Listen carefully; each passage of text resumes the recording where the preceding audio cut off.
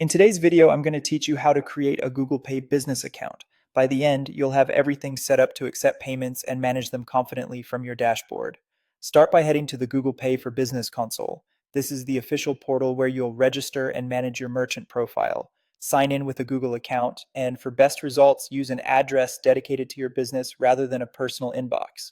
Keeping your business and personal accounts separate makes approvals, notifications, and long term management much cleaner. Next, complete your business profile with your legal business name, business type, and registered address.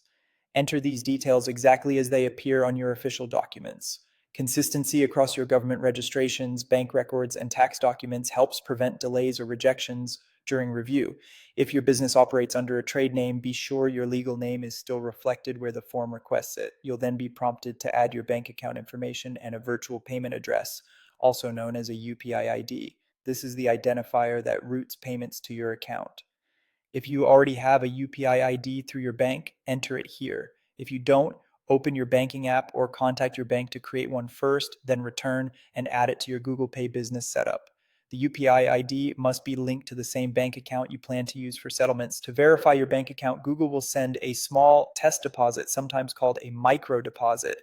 Keep an eye on your bank statement, note the exact amount once it arrives, and return to the verification section to enter that figure. This confirms that the account is active and correctly linked.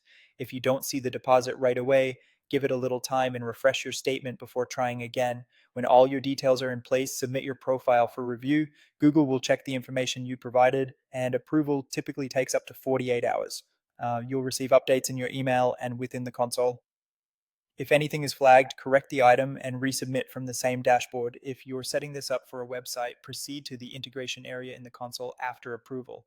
Follow the guided steps provided there to connect Google Pay to your site and run a quick test transaction in the recommended test environment before going live. That's it.